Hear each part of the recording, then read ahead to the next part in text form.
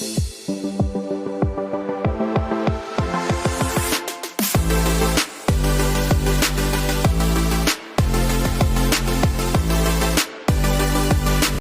Everyone English learning course ਦੇ ਡੇ 27 ਵਿੱਚ ਤੁਹਾਡਾ ਸਵਾਗਤ ਹੈ। ਅੱਜ ਅਸੀਂ ਪਾਸਟ ਕੰਟੀਨਿਊਸ ਟੈਂਸ ਦੇ ਪੈਸਿਵ ਵੇਖਾਂਗੇ। ਅਸੀਂ ਦੀਵਾਲੀ ਮਨਾ ਰਹੇ ਸੀ ਜਾਂ ਦੀਵਾਲੀ ਸਾਡੇ ਦੁਆਰਾ ਮਨਾਈ ਜਾ ਰਹੀ ਸੀ। ਦੋਵੇਂ ਹੀ ਪਾਸਟ ਕੰਟੀਨਿਊਸ ਟੈਂਸ ਵਿੱਚ ਹਨ। ਇੱਕ ਪੈਸਿਵ ਰੂਪ ਹੈ ਅਤੇ ਇੱਕ ਐਕਟਿਵ। ਸੋ ਐਕਟਿਵ ਵੌਇਸ ਵਿੱਚ we were celebrating Diwali and in passive voice Diwali was being celebrated by us. So ਵੇਖਦੇ ਹਾਂ ਕਿ ਬਾਏ ਲਗਾਉਣ ਦੇ ਰੂਲਸ ਸੇਮ ਹਨ। ਜਿਸ ਤਰ੍ਹਾਂ ਅਸੀਂ ਪਹਿਲਾਂ ਵੇਖਿਆ, ਆਏ ਤੋਂ ਮੀ ਬਣ ਜਾਂਦਾ ਹੈ, ਵੀ ਤੋਂ ਅਸ, ਯੂ ਤੋਂ ਯੂ, ਦੇ ਤੋਂ ਦੈਮ, ਹੀ ਤੋਂ ਹਿਮ, ਸ਼ੀ ਤੋਂ ਹਰ, ਇਟ ਤੋਂ ਇਟ ਹੀ ਰਹਿੰਦਾ ਹੈ। ਸੋ ਰੂਲਸ ਵੇਖਦੇ ਹਾਂ। ਟੈਂਸਿਸ ਵਿੱਚ ਅਸੀਂ ਵੇਖਿਆ ਸੀ ਕਿ ਵਾਜ਼ ਵਰ ਨਾਲ ਵਰਬ ਦੀ ਫਸਟ ਫਾਰਮ ਨਾਲ ING ਲੱਗਦਾ ਸੀ ਅਤੇ ਉਸ ਤੋਂ ਬਾਅਦ ਆਬਜੈਕਟ ਲੱਗਦਾ ਸੀ। ਹੁਣ ਪੈਸਿਵ ਵੌਇਸ ਵਿੱਚ ਵਾਜ਼ ਵਰ ਨਾਲ ਬੀਇੰਗ ਲੱਗ ਜਾਏਗਾ ਅਤੇ ਵਰਬ ਦੀ ਥਰਡ ਫਾਰਮ ਯੂਜ਼ ਹੋਏਗੀ ਪਲੱਸ ਆਬਜੈਕਟ। ਨੈਗੇਟਿਵ ਸੈਂਟੈਂਸਿਸ ਵਿੱਚ ਹੈਲਪਿੰਗ ਵਰਬ ਨਾਲ ਵਾਜ਼ ਵਰ ਨਾਲ ਨਾਟ ਦੀ ਵਰਤੋਂ ਹੋਏਗੀ ਅਤੇ ਬੀਇੰਗ ਤੋਂ ਬਾਅਦ ਥਰਡ ਫਾਰਮ ਲੱਗੇਗਾ। ਇੰਟੈਰੋਗੇਟਿਵ ਸੈਂਟੈਂਸਿਸ ਵਿੱਚ ਕੁਐਸਚਨ ਵਰਡ ਹੈ, ਜੇਕਰ ਉਸ ਨੂੰ ਸਭ ਤੋਂ ਪਹਿਲਾਂ ਲਿਖ ਲਿਆ ਜਾਂਦਾ ਹੈ। ਉਸ ਤੋਂ ਬਾਅਦ ਵਾਜ਼ ਜਾਂ ਵਰ plus subject plus being subject ਤੋਂ ਬਾਅਦ ਰਹੇਗਾ ਅਤੇ ਪਲੱਸ ਵਰਬ ਦੀ ਥਰਡ ਫਾਰਮ ਪਲੱਸ ਆਬਜੈਕਟ। ਕੁਝ ਅਫਰਮੇਟਿਵ ਸੈਂਟੈਂਸਿਸ ਵੇਖਦੇ ਹਾਂ ਅਤੇ ਉਸ ਤੋਂ ਬਾਅਦ ਨੈਗੇਟਿਵ ਅਤੇ ਇੰਟੈਰੋਗੇਟਿਵ ਸੈਂਟੈਂਸਿਸ ਵਿਦ ਕੁਐਸਚਨ ਵਰਡਸ ਵੇਖਾਂਗੇ। ਯੂ ਆਰ ਟੈਲਿੰਗ ਅ ਲਾਏ। ਸੋ ਅ ਲਾਏ ਨੂੰ ਅਸੀਂ ਸਬਜੈਕਟ ਬਣਾ ਲਵਾਂਗੇ। ਅ ਲਾਏ ਇਹਦੇ ਅਕੋਰਡਿੰਗ ਅਸੀਂ ਵਾਜ਼ ਲਿਖਾਂਗੇ ਕਿਉਂਕਿ ਸਿੰਗੂਲਰ ਹੈ, ਇਸ ਲਈ ਵਾਜ਼ ਆ ਗਿਆ। ਟੈਲ ਤੋਂ third form tell, told, told. So a lie was being told by you. You are telling a lie, ਤੁਸੀਂ ਇੱਕ ਝੂਠ ਬੋਲ ਰਹੇ ਸੀ। ਅ ਲਾਏ ਸਭ ਤੋਂ ਪਹਿਲਾਂ ਆ ਗਿਆ। ਵਾਜ਼ ਬੀਇੰਗ ਟੋਲਡ ਬਾਈ ਯੂ, ਇੱਕ ਝੂਠ ਤੁਹਾਡੇ ਦੁਆਰਾ ਬੋਲਿਆ ਜਾ ਰਿਹਾ ਸੀ।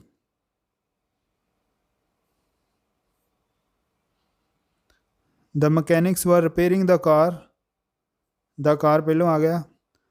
ਹੁਣ ਅਸੀਂ ਹੈਲਪਿੰਗ ਵਰਬ ਵਾਜ਼ ਜਾਂ ਵਰ ਵਿੱਚੋਂ, ਕਿਉਂਕਿ ਸਿੰਗੂਲਰ ਹੈ ਕਾਰ, ਇਸ ਲਈ ਵਾਜ਼ ਬੀਇੰਗ ਰਿਪੇਅਰਡ, ਰਿਪੇਅਰ ਦੀ ਥਰਡ ਫਾਰਮ ਰਿਪੇਅਰਡ, ਰਿਪੇਅਰਡ।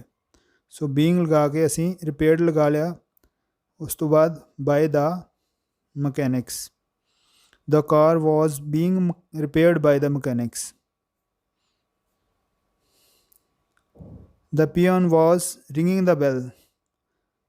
ਦ ਬੈਲ ਨੂੰ ਅਸੀਂ ਸਬਜੈਕਟ ਬਣਾ ਲਿਆ ਕਿਉਂਕਿ ਸਿੰਗੂਲਰ ਹੈ, ਵਾਜ਼ ਹੀ ਲੱਗੇਗਾ। ਬੀਇੰਗ ਰੰਗ, ਰਿੰਗ ਰੰਗ ਰੰਗ, ਰਿੰਗ ਰੈਂਗ ਰੰਗ। So third form is rang, that's why we have used it. By the peon.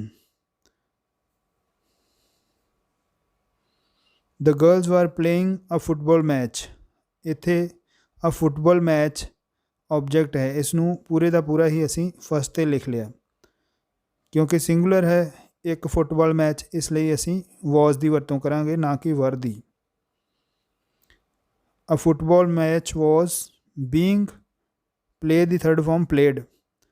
ਅੱਗੇ the girls ਨੂੰ ਅਸੀਂ by the girls ਸੇਮ ਇਸੇ ਤਰ੍ਹਾਂ ਲਿਖ ਲਿਆ। A football match was being played by the girls। ਹੁਣ ਅਸੀਂ ਨੈਗੇਟਿਵ ਸੈਂਟੈਂਸਿਸ ਵੇਖਦੇ ਹਾਂ। They were not killing birds। So birds plural ਹੈ, ਇਸ ਲਈ ਇਹਦੇ ਨਾਲ ਵਰ ਦੀ ਵਰਤੋਂ ਕਰਾਂਗੇ। Birds were not being killed। ਸੋ ਵਰ ਦੀ ਫਾਰਮ ਕਿਲ, ਉਸ ਨੂੰ ਅਸੀਂ ਕਿਲਡ ਥਰਡ ਫਾਰਮ ਯੂਜ਼ ਕੀਤੀ। ਬੀਇੰਗ ਕਿਲਡ ਬਾਏ ਦੇ ਤੋਂ ਦੈਮ। ਨੈਕਸਟ, ਹੀ ਵਾਜ਼ ਨਾਟ ਹੈਲਪਿੰਗ ਮੀ। ਸੋ ਮੀ ਇੱਥੇ ਆਬਜੈਕਟ ਹੈ, ਇਸ ਨੂੰ ਅਸੀਂ ਸਬਜੈਕਟ ਬਣਾਉਣ ਲਈ ਆਏ ਲਿਖ ਲਿਆ। ਆਏ ਵਾਜ਼ ਜਾਂ ਵਰ ਵਾਜ਼ ਨਾਟ। ਆਈ ਵਾਜ਼ ਨਾਟ ਬੀਇੰਗ ਹੈਲਪਡ ਬਾਏ ਹਿਮ, ਹੀ ਤੋਂ ਹਿਮ। She was not reading the newspaper।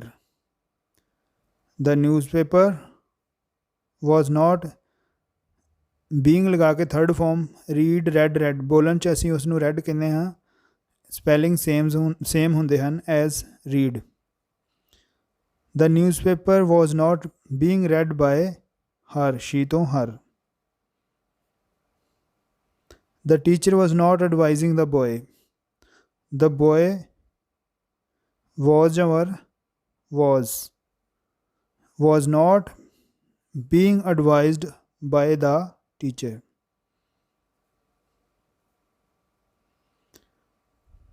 Was the servant sweeping the house, ਕੀ ਨੌਕਰ ਘਰ ਦੇ ਵਿੱਚ ਝਾੜੂ ਫੇਰ ਰਿਹਾ ਸੀ। Was the house being swept by the servant, sweep swept swept, so third form is used।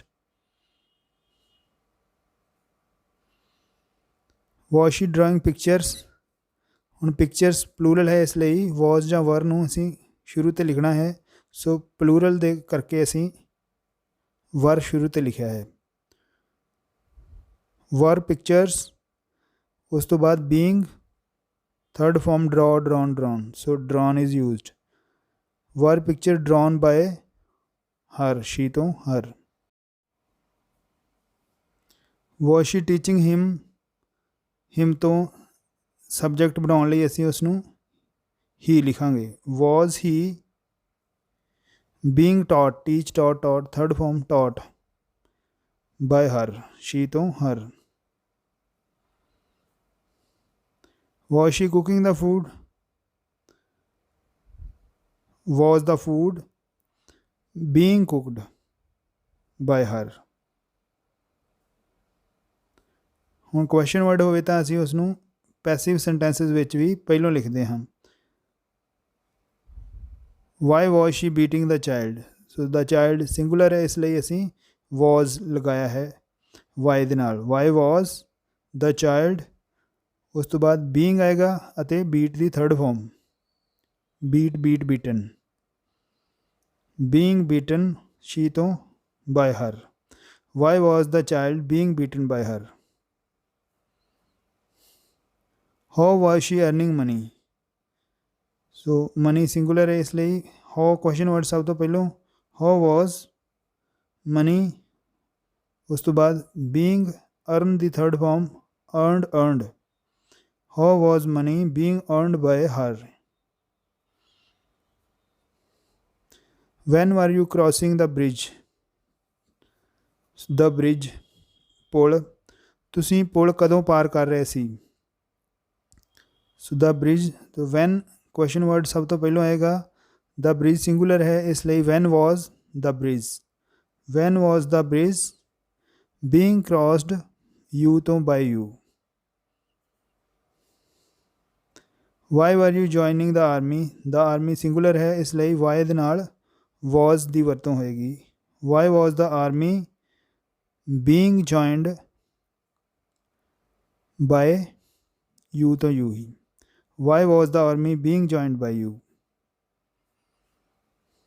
who was ironing the clothes, ਕੱਪੜੇ ਕੌਣ press ਕਰ ਰਿਹਾ ਸੀ। who ਤੋਂ by whom ਲੱਗਦਾ ਹੈ।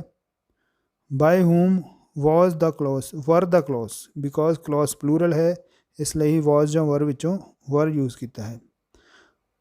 by whom were the clothes being ironed।